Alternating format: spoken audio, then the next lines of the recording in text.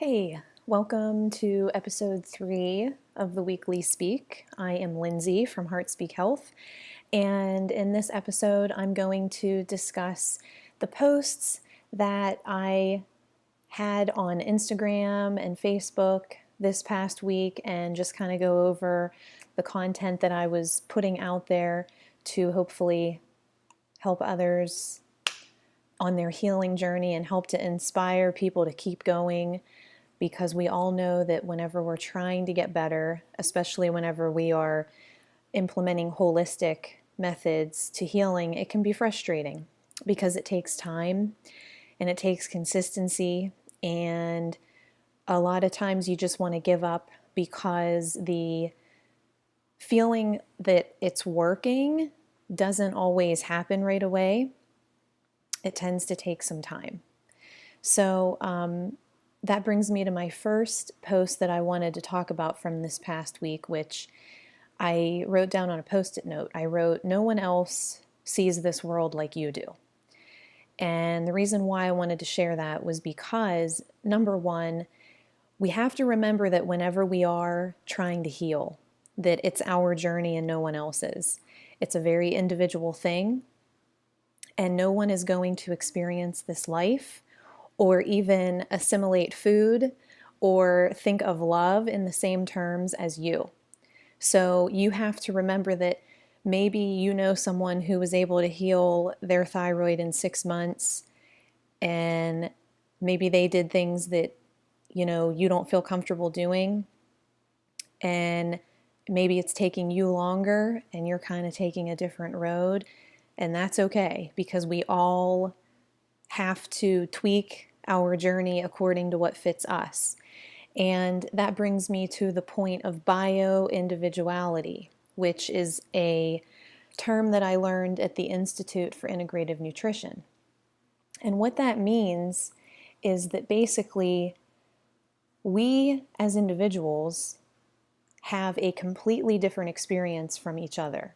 One man's food is going to be another man's poison. So you might read a book or an article that suggests that you eat something, but maybe when you eat that food, you notice that it makes you feel really tired, or maybe it does something to you and you just get a bad feeling that you shouldn't eat it. What I always say is follow that feeling, because as an individual, you have to do that. That's the basis of bioindividuality. I'm going to start coughing. Excuse me. I have my windows open because it's really warm out today, which is crazy because it's February 20th. I have on shorts, but with having the windows open, I'm kind of noticing that something's tickling my throat. But anyway, I'm just going to keep going and hopefully I won't choke. So as we're in the thick of the winter, we tend to have sweet cravings, and I talked about that a little bit in previous episodes. One thing you can do to help quell those cravings is to incorporate more fruit in your diet. People tend to be afraid of fruit because they think that it has too much sugar. What people need to understand is that fruit also has fiber, and it has prebiotic fibers in it to help feed probiotic bacteria. It has protein, calcium, vitamins, minerals. When you eat fruit, yes, there's natural sugar in it, but your body knows how to break it down, and it uses the other contents of that fruit to help your body absorb it in a way that is not going to be harmful. As a matter of fact, fruit is very healing, and that was one of the foods that was very healing for me with my underactive thyroid. So if you have been having a lot of sweet cravings, I would suggest adding some berries, or you could even do things like, pineapple, and add that to your salads. And it just gives it that little bit of sweetness. And it's really good to maybe mix in some nuts or some pink Himalayan salt to give it that sweet and salty fun that we tend to enjoy with our food.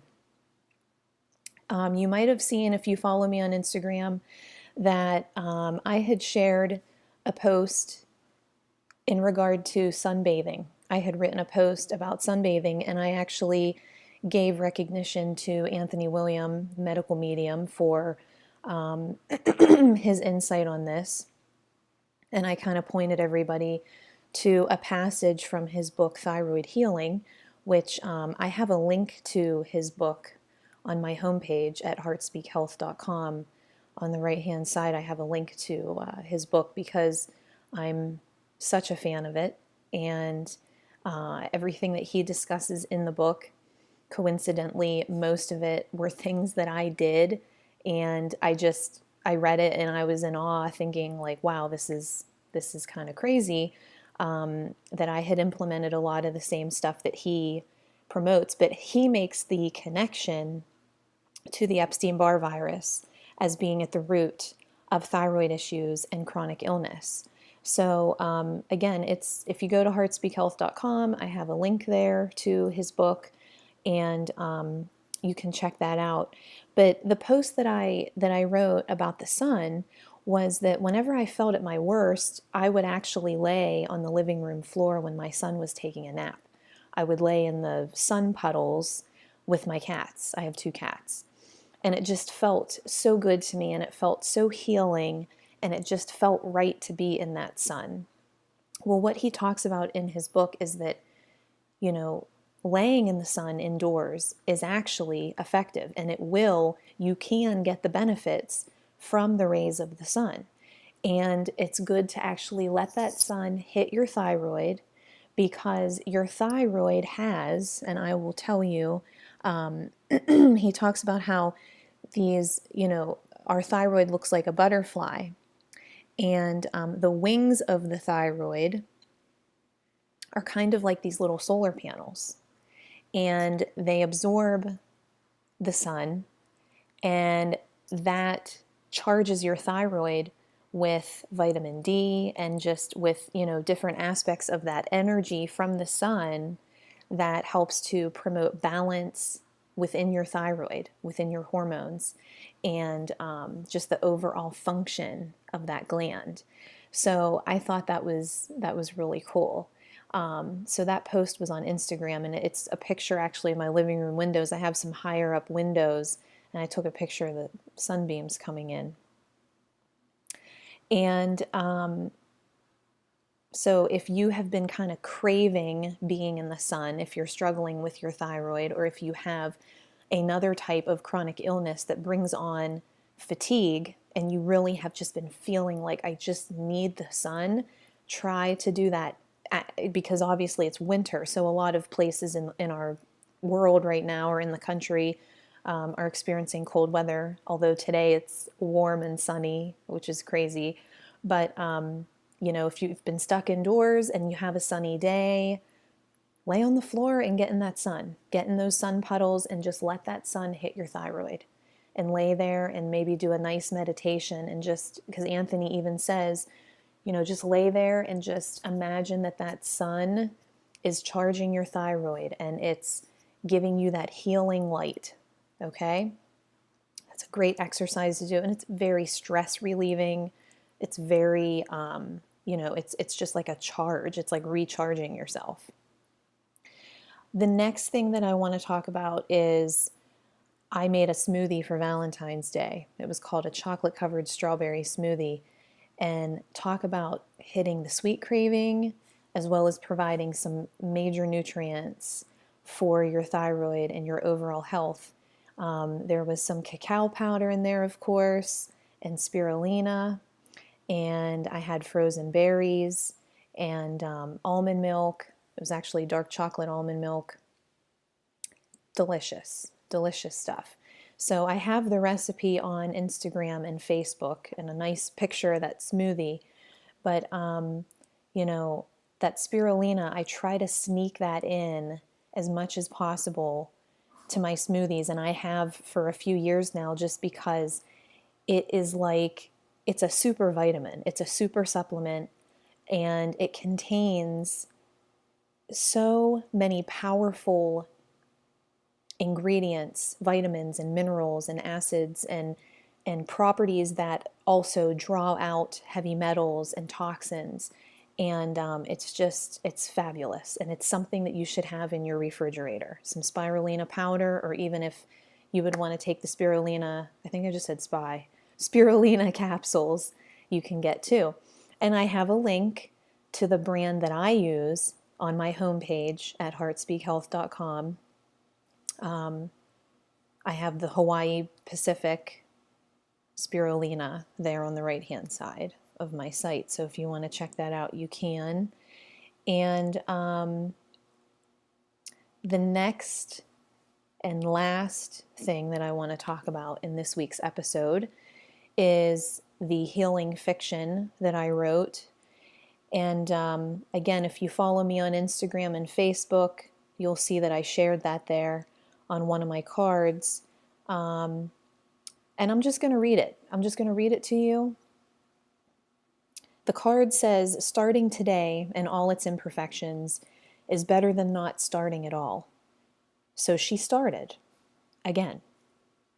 And this is the short little fictional story that I wrote here because I think this can relate to a lot of us women. And so it was in my heart, and so I wanted to share it. So here we go. She was ready. The food was bought. The prepping was almost done for the week. She joined the gym. Hope set in, and she felt on top of it all. The next few days were good. Everything went according to plan. Then there was a stressful phone call with a family member. Work got crazy. The kids ran to their activities. And a few days they were running late. Her husband was working extra. Family members weren't available, or maybe she didn't want to ask them for help. She could feel the lack of support in her neck and shoulders as if a physical weight was sitting there. Tension. She's always carrying everything around. Slowly, everything unraveled, and the fast-paced days and evenings got the best of her good intentions. Failure. Resentment toward herself, resentment toward others. The loneliness built up. She's in a swirling battle between what she should do and what's easier to do. She creates rules for everything that do nothing but amplify the struggle. It's a self-sabotage of sorts. Most times she chooses to let the current of her life take her, but today it's different. Today she decides to fight for still waters. She asks for help, and she gets realistic about her thresholds. She gets honest with herself and acknowledges the internal scream. It's not going to be immediate. Bad habits and frustrating patterns take time to break. Starting today, in all its imperfections, is better than not starting at all. So, she started. Again. And that's just it. We start again, and again, and again, and again. I can't tell you how many times I've started over in the last almost 4 years. Like, it's constant, okay? You go off track. You have a bad week. I have 2 kids. Things can get very complicated. And it's very easy to put yourself, you have to put yourself last a lot of times. But you need to make sure that you're implementing these tidbits here and there, okay? These small pieces of time for yourself to recharge, like laying on the living room floor in the sun for 15 minutes, or going out and walking in your bare feet on the grass when it's 70 degrees on a February day, and just feeling that earth pull those ions from you and just feeling nature balance you out. Getting a bath at night. Reading a book that you've been dying to read, you've been wanting to read, making the time in the evening to do that rather than be on your phone. So, as women especially, we just really tend to put everything aside. All of our desires are just pushed aside, and then we become resentful and miserable. And I have been there, and I still have days where I get like that. And so I have to check in with myself, and I have to be honest. And then I got to make changes. And so that's what I'm trying to do, is help other women to do that same thing. So I'm here for you. I'm rooting for you. And if you need anything, please don't hesitate to reach out. And again, if you go to heartspeakhealth.com, I have my blog. I just wrote a post about goitrogenic foods, goitrogens like broccoli and cabbage and all that type of stuff. Very controversial topic. I just wrote a post about that. And then I have all my free resources that you can look at. And on my homepage, I have links to different products that have just been staples for me. And I want to share that with others. Okay? All right. And that's it for today. I hope you have a wonderful week. I'm a little late doing this one. You'll have to excuse me. I didn't do it over the weekend like I usually do. Kind of had a full weekend. So, but here we are. So, all right. Have a great week, and I'll be back next time. Take care. Bye.